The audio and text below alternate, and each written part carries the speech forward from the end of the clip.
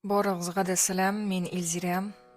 Бу выпуск бер сәяхәт татар милләтенең улуг шәхесләре һәм татарлар өчен изге булган урыннар белән бәйле. YouTube каналымда бу минем беренче видео, әгәр дә бераз сыйфатсыз булсам, гафу итәрсез.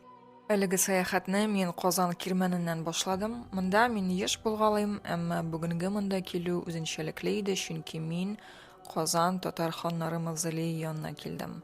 Татарлар өчен бу изге урын, мин хәтта җаулык та яптым. Сез дә шулай ук бу урынга килеп, татар ханнарын искә төшереп, гомумән татар тарихын искә төшереп, догалар укып китә аласыз.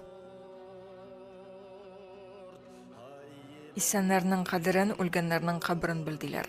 Казан татар зираты шәһәрнең иң борынгы зиратларының берсе.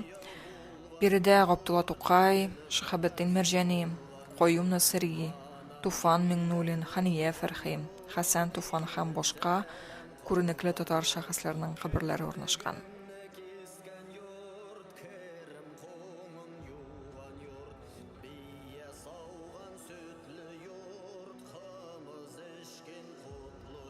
Киләсе тукталыш Биектау районының татар Әйшәсе авылы. Бу авыл бик борынгы. 16 гасырның 50 елларында язылган Таварихы Болгария татар тарихы иншасында бу авыл Гайшабикә авылы дип атала. Янмый торган патшабикә турында повесть герое истәлегенә.